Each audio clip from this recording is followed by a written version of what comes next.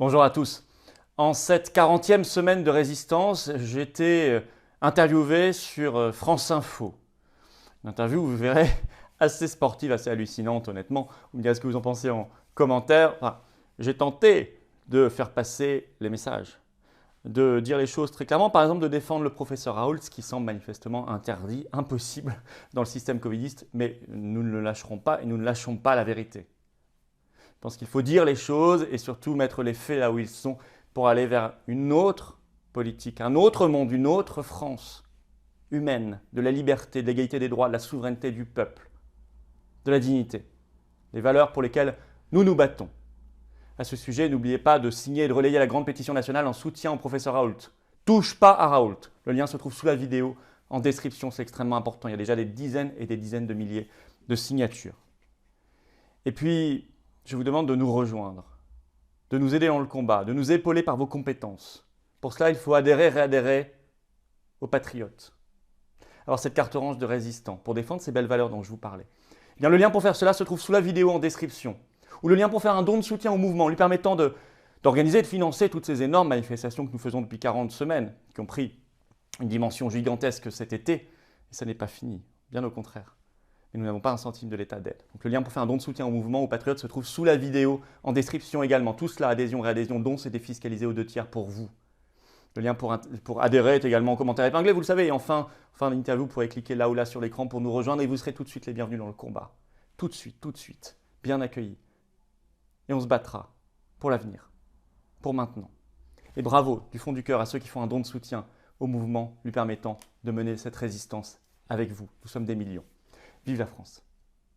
Il n'en démorde pas. Au contraire, les opposants au pass sanitaire tentent de faire monter la mobilisation à l'approche de la rentrée. Pour le 6e samedi consécutif aujourd'hui, des appels à manifester sont lancés un peu partout en France, de la part d'anciens gilets jaunes par exemple, et aussi de la part de l'ancien Front National, ancien député européen, ancien conseiller régional qui est en ligne avec nous ce matin. Bonjour Florian Philippot.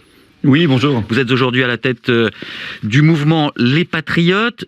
Manifester contre le pass sanitaire, c'est manifester pour quoi? Pour la liberté de contaminer, c'est ça?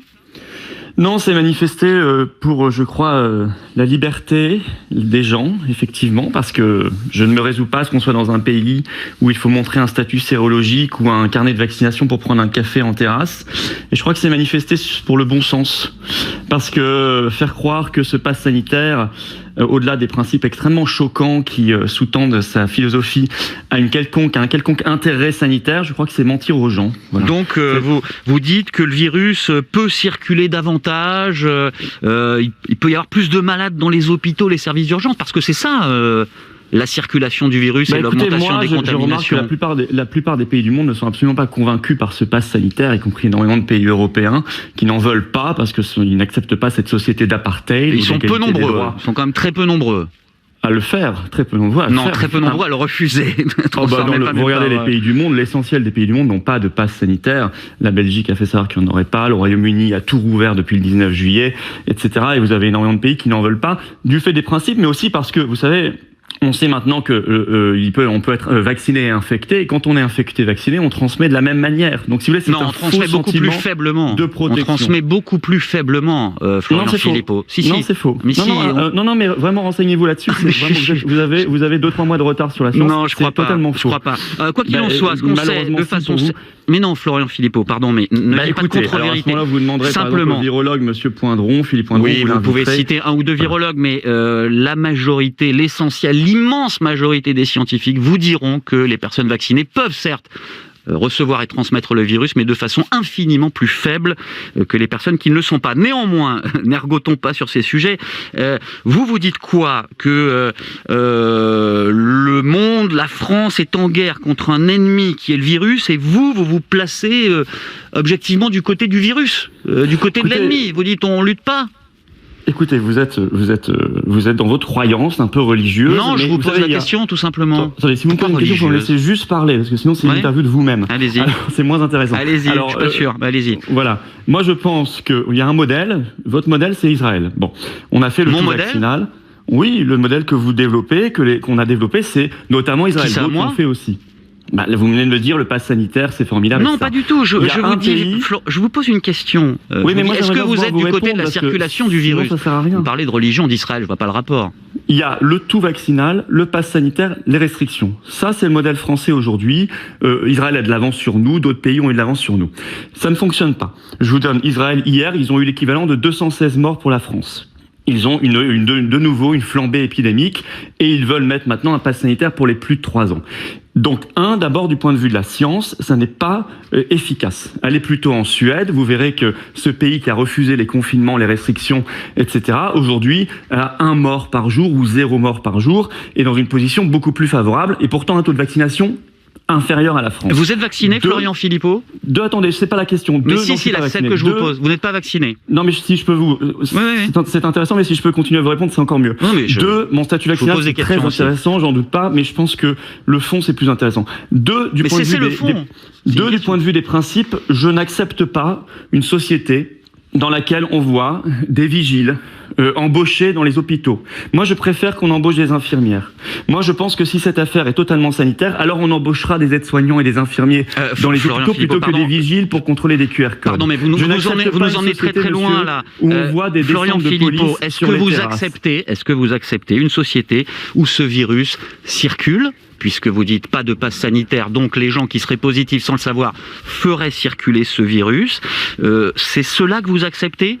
Plus de circulation du virus, des variants dont ils peuvent émerger, donc plus de malades. Ça n'est pas bien de faire croire, monsieur, que le pass sanitaire empêchera la circulation du virus. C'est totalement faux. Non, le pass sanitaire empêchera des gens qui ne savent pas qu'ils sont positifs d'aller au contact des autres. Les pays qui l'ont mis en place n'ont pas vu un arrêt de la circulation du virus. Par contre, ils sont rentrés dans une société épouvantable où nous pouvons différencier les gens en fonction de leur statut médical. Nous mettons le doigt dans un engrenage très dangereux. Demain, je ne sais pas ce qu'on mettra d'autre dans le QR code. Nous ne pouvons pas accepter notre liberté, y compris d'aller au cinéma, de prendre un train, de travailler, et la de solidarité, prendre un café la liberté en terrasse, collective, soit dépendante d'un statut sérologique ou d'un statut vaccinal. Par ailleurs, si vous regardez la science, alors vous savez que ce modèle-là ne fonctionne pas. Regardez le Royaume-Uni qui a tout rouvert le 19 juillet. Les gens comme vous et les épidémiologistes avaient annoncé l'apocalypse. C'est pas du tout ce qui s'est passé. C'est pas du tout ce qui s'est passé. Le Royaume-Uni ne regrette pas d'avoir tout rouvert et d'avoir rendu ses libertés au peuple. Il faut que la France sorte de la crise de nerfs, que la France retrouve ses libertés, que la France aille vers un modèle où elle donne des moyens à l'hôpital, elle donne des moyens au traitement, elle arrête de virer Monsieur Raoult. Ce sont les gens non vaccinés qui sont dans les services de réanimation, Florian Philippot, et vous le savez extrêmement bien, bien que vous disiez le contraire. Alors pardon, attendez, j'ai une autre question à vous poser, si vous voulez bien. On va pas ergoter sur des vérités scientifiques. Simplement, après votre déconfiture électorale dans le Grand Est, on peut le dire comme ça, Florian Philippot, dernier régional, on a le sentiment que ce mouvement est un bon moyen pour vous de rester dans l'actualité quand vos idées ne rassemblent pas les électeurs. Que répondez-vous à ça ? Déconfiture, quand on fait x7 en 2 ans, on a fait 7% dans le Grand Est, alors qu'on faisait 0,9 en 2019 aux Européennes dans le même endroit. C'est une drôle de déconfiture, mais je vous laisse le terme s'il vous amuse. Il est partagé par beaucoup de gens, c'est pas moi qui l'ai choisi. Je pense que c'est une belle progression. Par ailleurs, moi je ne suis pas dans le mouvement depuis 3 semaines, j'y suis depuis 40 semaines. Nous manifestons depuis le 24 octobre 2020 contre la politique de restriction et pour remettre un peu de science, de sérénité et de bon sens dans cette affaire complètement dingue. Contre le pass sanitaire, contre le vaccin aussi ? Non, moi je manifeste contre le pass sanitaire et pour la liberté vaccinale. Et j'avais lancé dès novembre 2020 une pétition qui est toujours sur le site des Patriotes, une pétition nationale contre le passeport sanitaire. À l'époque, quand je faisais des médias en novembre 2020 et que je parlais du passeport sanitaire, on me disait que j'étais fou, que j'étais complotiste, etc., qu'il n'y en aurait jamais en France, je le rappelle. Sur le vaccin, je suis pour la liberté vaccinale, comme s'y était engagé le président de la République lui-même le 24 novembre 2020 à la télévision, à la radio. Engagement qu'il n'a pas tenu. Ah ben non, puisqu'il l'a rendu obligatoire pour un certain nombre de professions, des pompiers, les soignantes, etc. En ce moment, nous voyons d'ailleurs une hémorragie de pompiers volontaires. Malin, bravo. Nous allons perdre des pompiers volontaires notamment parce que, écoutez, eux, c'était pas le contrat que leur avait donné le président de la République qui avait dit liberté. Et puis j'aimerais qu'on s'intéresse un peu au traitement. Vous voyez, on veut mettre dehors, on veut évincer pour des raisons bassement politiques le professeur Raoult. Aujourd'hui, dans les manifestations, on va aussi défendre le professeur Raoult et cette conception de la science qui fait qu'on doit arrive à l'âge de la retraite. Oui, mais ça, c'est pour sa fonction universitaire, mais pas pour sa fonction de l'IHU de Marseille, où il n'y a pas de conditions d'âge. Vous pensez qu'il devrait rester en place ? Bien sûr, il a créé l'IHU en 2011, il le dirige, et je pense qu'il dérange parce qu'il n'a pas la bonne position, comme on dit, sur le Covid. Il a expliqué depuis le début qu'il fallait soigner les patients, les malades, en prendre soin, que le vaccin n'était pas la baguette magique. Il n'est pas contre, mais il a dit que c'est pas la baguette magique. Oui, il avait dit aussi qu'il n'y aurait pas de deuxième vague, un certain nombre d'erreurs. On va pas refaire le film depuis tout le début. Et à l'époque, on lui a ri au nez. Non, il a dit un certain nombre de choses qui ont été contredites dans les faits à plusieurs reprises. Par la suite, néanmoins, merci Florian Philippot de nous avoir exposé vos arguments ce matin sur France Info.